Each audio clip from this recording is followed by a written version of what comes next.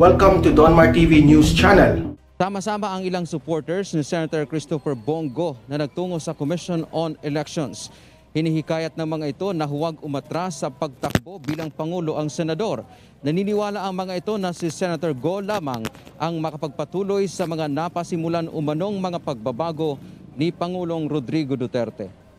Padayon, ibig sabihin nun, ipaglaban niya po kami mga mahihirap. Dahil kami po talaga ang mga totoong tao na tinutulungan niya na kailangan na yung sinasabi niya malasakit, yung pagserbisyo, kami po yung mga taong sinasabi niya na nasa laylayan. Inaabangan din ng mga ito na darating ang mambabata sa COMELEC dahil sa inaasahang personal na paghahain nito ng withdrawal ng kanyang Certificate of Candidacy sa ilalim ng Federalismo ng Dugong Dakilang Samahan o PDDS. Aga kahapon nga ay una nang inanunsyo ng senador ang kanyang pag-atras sa pagtakbo dahil ayaw na umano nitong mahirapan ang Pangulo at ayaw din ng kanyang pamilya. Si Go ang aspirant sa ngayon ng administrasyon sa pagkapangulo. Samantala, aga bilang paghahanda na rin ng Commission on Elections, may naka-set up na lugar sa labi ng Palacio del Gobernador kung saan posibleng maghahain ng kanyang withdrawal ng Certificate of Candidacy si Senator Go.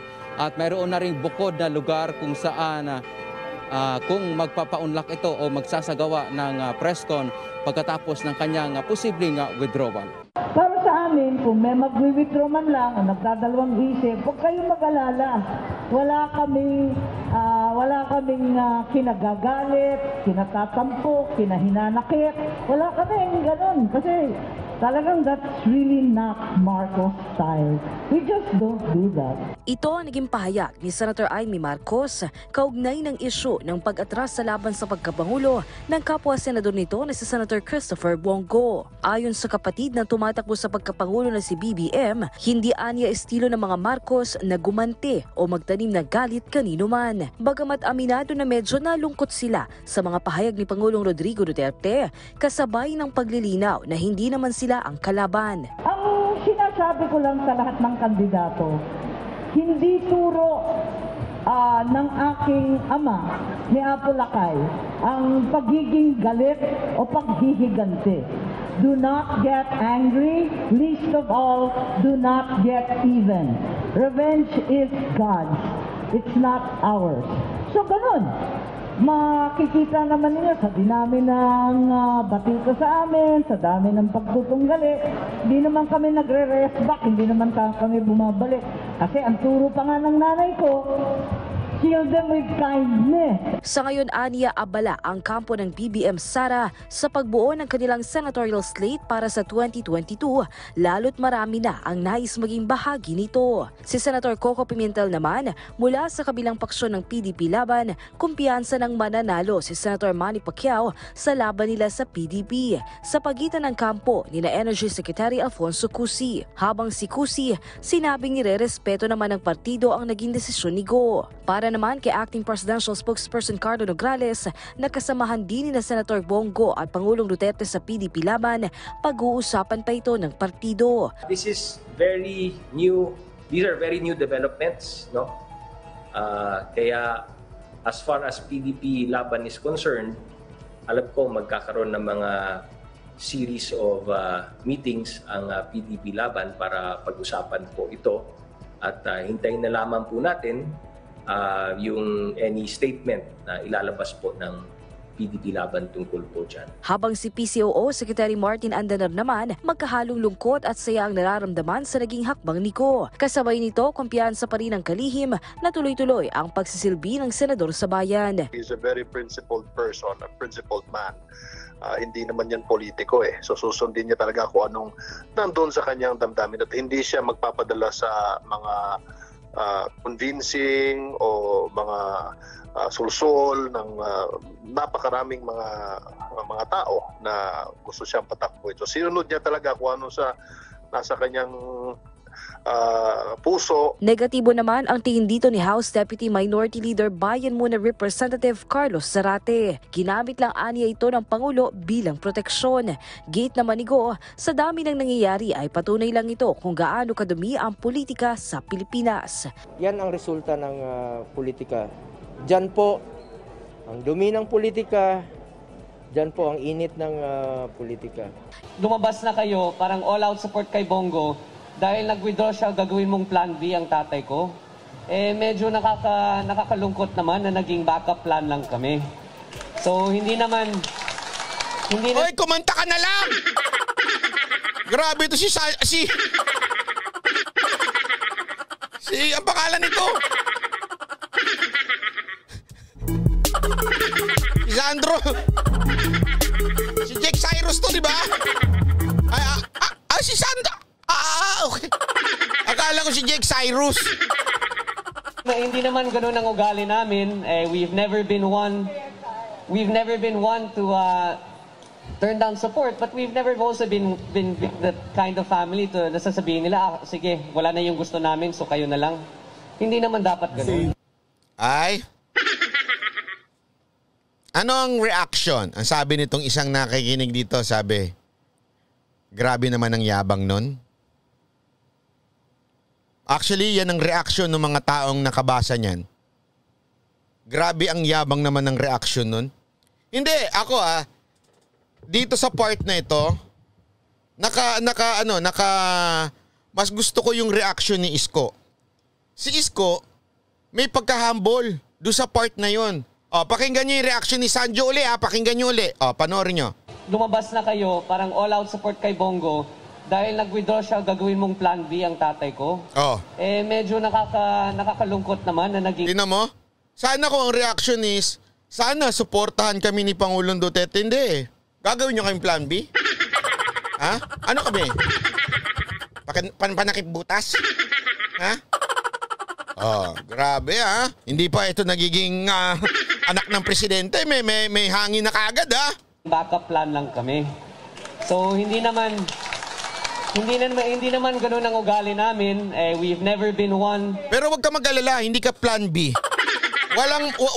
Sorry. Don't assume na kayo ang plan B. Huwag kayo mag-assume.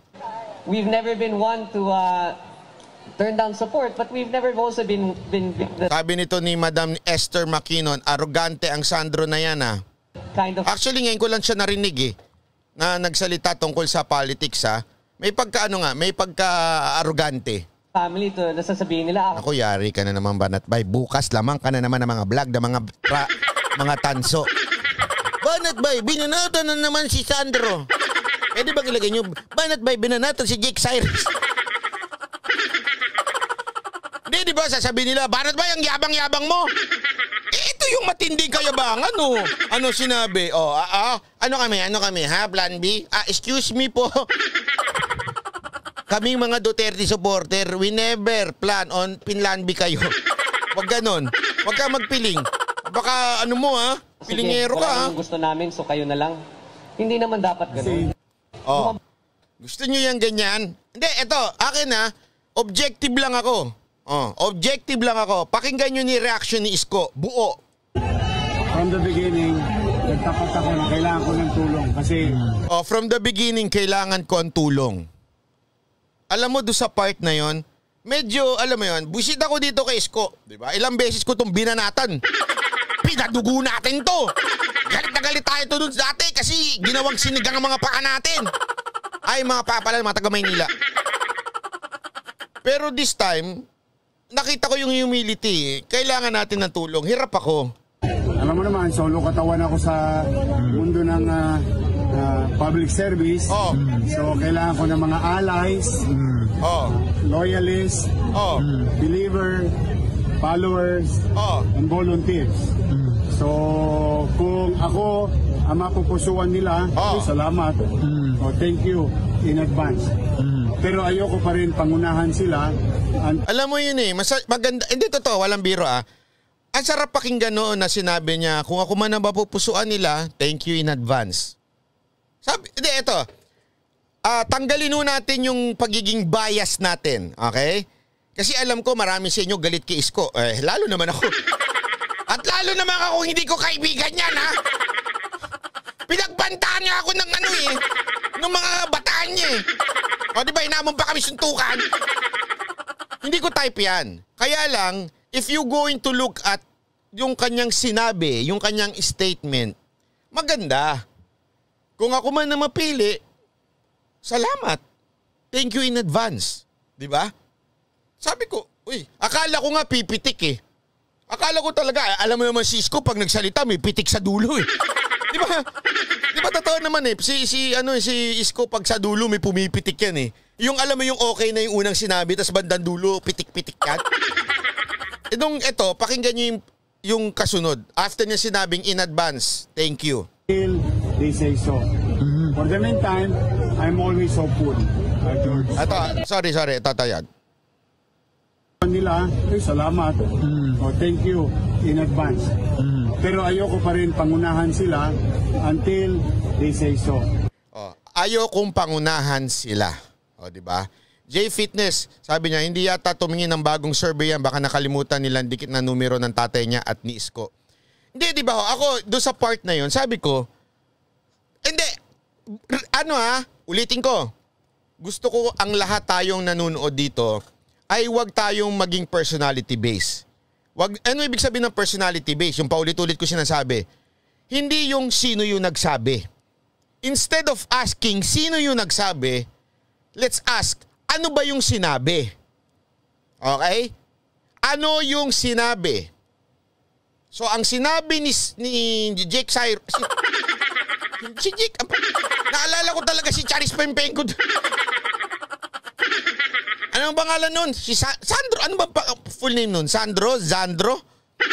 Ang sabi ni Sandro, bakit nyo kami gagawing parang plan B? Hindi kami plan B, sinuportahan nyo sigo, tapos di ba ganun? Sabi ko, wow, ang ayabang naman ito, grabe naman. Parang ang dating, sinuportahan nyo sigo, di panindigan nyo. Ha? Ganun eh. Baka akala nyo binobola ko kayo. Pakinggan ninyo. Ulitin natin.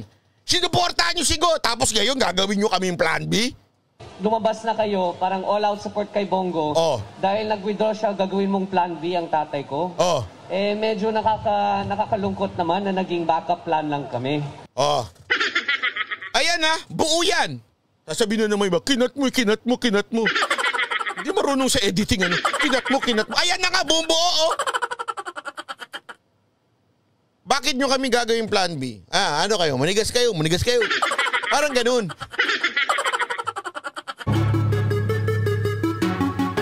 Diba? Yari na naman tayo sa mga tanso.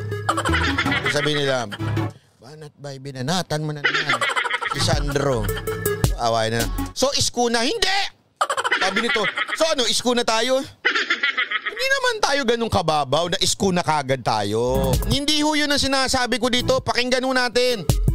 Wala ho tayong sinasabing Isko na tayo. Wala ako sinasabing ganun Pinapakita ko lang sa inyo objectively yung mga sinasabi, mga reaction. Ano reaction ni Pacquiao?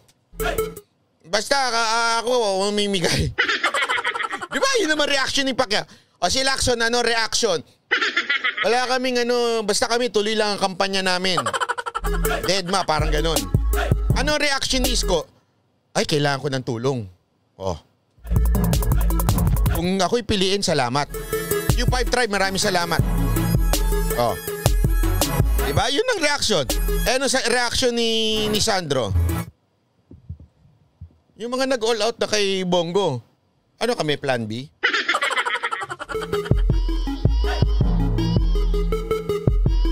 Hindi, ulitin ko. Wala akong sinasabi na mag-i-Isko na ako. Ipinapakita ko lang yung reaction sa inyo. Anong reaction mo? Kanina ko pa sinabi, utay naman. Anong reaction ko sa pag-atras ni Senator Bongo? Hindi mo narinig? Sinabi kong paulit-ulit na humanga ako lalo sa kanya. Dilawan na DDS. Hindi naman dilaw eh. Pinkihan na DDS. Hindi din. Ano na DDS? Putihan na DDS. bumanat ba eh? Akala ko ba tinatawag mong ka-isko yan? Ang tigas ng ulo. Ang tigas ng ulo nyo. Oh. Tuloy natin si Sandro. Oh. So hindi naman ganoon ang ugali. Tuwan-tuwa yung mga amuyong, ano? Palakpakan natin si Sandro. Hindi, alam nyo, ito lang Lagi kong paulit-ulit sinasabi sa inyo, wala hong dating sa akin ang mayabang. Pasensya na ho, pero yun ho ang totoo. Namin, we've never... Kung may makita ko na si Isko o si Lacson na nagmayabang, sa totoo lang, ako mismo magsasabi sa inyo na naku po, wag natin ito dahil mayabang ito, may kayabangan. Ito kasi sa totoo lang ito kasi si Jex, ay iba pala, sorry. Mali yung picture ko. Go for President Go TV. Maraming salamat Mali. Sorry, mali pala yung picture na nakuha ko. Sorry. Anong tawag doon? Eratum. Nagkamali pala ako, Eratum. Eratum, pasensya na. Mali yung download ko. Kasi nagano ko ano man tawag mo doon, yung search by picture. Pasensya na, Eratum, mali yung picture na nilagay ko. Ha? Okay. Tuloy natin, ito, pakinggan ninyo, ha? Ito naman, reaction naman ni Senator Amy. Maging ang ilang mambabatas nagbigay ng pahayag sa desisyon ni Senador Go na hindi na ituloy ang pagtakbo bilang Pangulo sa susunod na taon. Tiwala naman si PCOO Secretary Martin Andanar na ipagpapatuloy ng mambabatas ang pagsisilbi sa taong bayan. May ulat si Eunice Monte. Init na naman ang ulo ng mga tanso. Ano? Siguro sabi ng mga tanso, wala na si Bay Lusot. Wala na si Go. Wala na. Una, galit sila. Ay, si Bato. Ngayon, wala na si Bato. Wala na si Go. Wala na. Sa amin na yan. Kami namin kakampanya yan. Tapos biglang bumanat pa. Pasensya na, ganun talaga buhay. Para sa amin, kung may mag-withdraw man lang o nagdadalawang isip, huwag kayong mag-alala. Wala kaming kinagagalit, kinatatampok, kinahinanakit. Sabi ni Senator Amy, kung may mag-withdraw man, wala sa kanila nagagalit, nagtatampo o hinanakit. Okay? Diyan sa part na yan, I applaud si Senator Amy. Maganda yung sinabi niya. If that is true, thank you very much sa iyong statement, napakaganda. Ang problema lang, Madam Senator Amy, sabihan niyo yung mga tanso ninyong follower. Kasi yung mga tanso ninyong follower, mga war freak. Kung makipag-away sa social media, ipopost mo yung kandidato mo, lulusubin. Mas manggugulo. Sila yung war freak. Pero kayo, Senator Amy, maganda yung inyong sinasabi. Wala ka tayong ganun. Kasi talagang that's really not Marcos style. Hindi daw style ng mga Marcos ang gumante. Sabi mo, madam, paniniwalaan kita, ha? I'll give you the benefit of the doubt. Ito ang naging pahayag ni Senator Amy Marcos. Hindi, sabi ko nga sa inyo, hindi ako magiging marites tulad nung si Tansong Pinoy. Ha? Sa totoo lang, wala. Even kung ano yung sinabi ni Senator Amy, I will take that. Okay? Kaya nga sabi ko sa inyo, napakaganda nung sinabi ni Senator Amy na kahit sila ay binanatan ni Pangulong Duterte, sila ay hindi gaganti whatsoever. That's good. Kaya lang, Senator Amy, ito lang masasabi ko sa inyo. Your word should be backed up with action. Ang problema, hindi yun ang nakikita namin sa mga followers nyo. Sabihan nyo yung followers ninyo. Kung maging matino ang followers ninyo, sabihan nyo sila na wag nang maging war freak, wag nang lumulusob sa ibang mga page. Sabihan nyo sila. Baka makapaniwala pa ho yung sinasabi ninyo. Kaugnay ng isyu ng pag-atras sa laban sa pagkapangulo ng kapwa senador nito na si Senator Christopher Bongo. Ayon sa kapatid na tumatakbo sa pagkapangulo na si BBM, hindi anya estilo ng mga Marcos na gumanti o magtanim na galit kanino man. Bagamat aminado na medyo nalungkot sila sa mga pahayag ni Pangulong Rodrigo Duterte, kasabay ng paglilinaw na hindi naman sila ang kalaban. Ang sinasabi ko lang sa lahat ng kandidato, hindi turo ng aking ama ni Apo Lakay ang pagiging galit o paghihiganti. Do not get angry, least of all, do not get even. Revenge is God's, it's not ours. So ganun. Makikita naman niyo sa dinami ng batiko sa amin, sa dami ng pagtutong galit. Hindi naman kami nagre-rest back, hindi naman kami bumabalik. Kasi ang turo pa nga ng nanay ko, shield them with kindness. Sa ngayon, aniya abala ang kampo ng BBM Sara. Hindi, ako magtatanong na lang sa inyo, ha? Sa inyo ko na itatanong ito. Naniniwala ho kayo? Hindi na ako magbibigay ng opinion ko, ha? Hindi ko na-impluwensya ng opinion. Naniniwala kayo na hindi gano'n ang mga Marcoses? Kayo ho sumagot.